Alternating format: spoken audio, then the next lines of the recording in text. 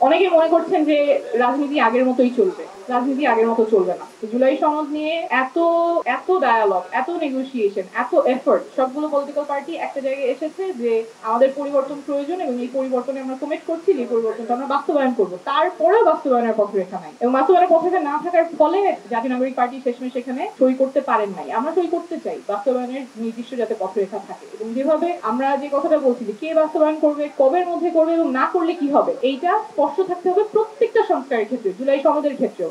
এখানে কমিশন থেকে একটা প্রস্তাবনা এসেছে যে যদি নির্ধারিত সময়ের মধ্যে যে সংস্কারগুলোর কথা বলা হচ্ছে সেটা যদি না করা হয় তাহলে সেটা স্বয়ংক্রিয়ভাবে গৃহীত হয়েছে এটা দেখা হবে। So that is one way of saying what will happen if this is not implemented. There can be other ways, but what is the other way? We cannot leave it without consequences. যদি এটা না হয় তাহলে কি হবে সেটা যদি স্পষ্ট না হয় তাহলে হয়তো এটা হবে না। তো সেই ক্ষেত্রে আমাদের পথরেখাটা খুবই সুস্পষ্ট থাকতে হবে যে সনদ কিভাবে বাস্তবায়ন হয়, কারণ অনেকবার আমরা প্রতারিত হয়েছি, অনেকবার দেখেছি যে এগুলো একাডেমিক এক্সারসাইজ হিসেবেই থাকে, কাগজ হিসেবে থাকে, জনগণের কোনো কল্যাণে আসে না। ওই রাস্তায় আমরা ফেরত যাব না। অনেকে মনে করছেন যে রাজনীতি আগের মতোই চলবে। রাজনীতি আগের মতো চলবে না। রাজনীতি পাল্টে গেছে, জনগণ অনেক সচেতন, জনগণ আর প্রতারিত হবে না।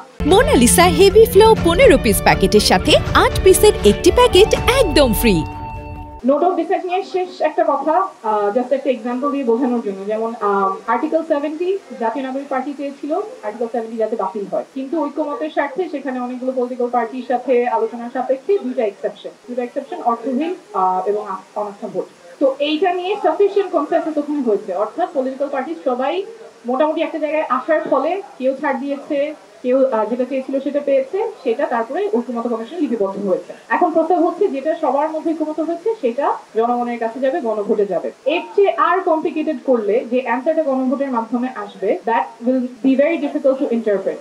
তো যেই পদ্ধতিতে একটা সাফিসিয়েন্ট কনসেনসাসের মাধ্যমে জুলাই সনদে ঐক্যমত প্রপোজালগুলি এসেছে সেটার ব্যাপারে মানুষের রায় নেওয়া উচিত। এটাকে আরো যদি কমপ্লিকেট করা হয় যে আমার এইটার পক্ষে একজন ছিল, বিপক্ষে একজন ছিল এবং প্রপোজালটা আলটিমেটলি এটার বিপক্ষে মানুষ যখন হ্যাঁ না ভোট দিবে সেটার উত্তরটা কি আসতেছে, মানুষ কি বলতেছে, এটা বোঝা খুবই ডিফিকাল্ট। যাই হোক, সারমর্ম হচ্ছে আমাদের সনদের বাস্তবায়ন প্রয়োজন এবং বাস্তবায়ন যে প্রয়োজন এটা নিয়ে আলাদা করে আলোচনা করতে হয়, এটাই একটা দুঃখজনক বিষয়। কিন্তু আমাদের এটাই ট্রেডিশন হয়ে আসছে যে অনেক আলোচনা হয়, অনেক নেগোসিয়েশন হয়, অনেক পেপারস রেডি হয়, কিন্তু ইমপ্লিমেন্টেশন হয় না।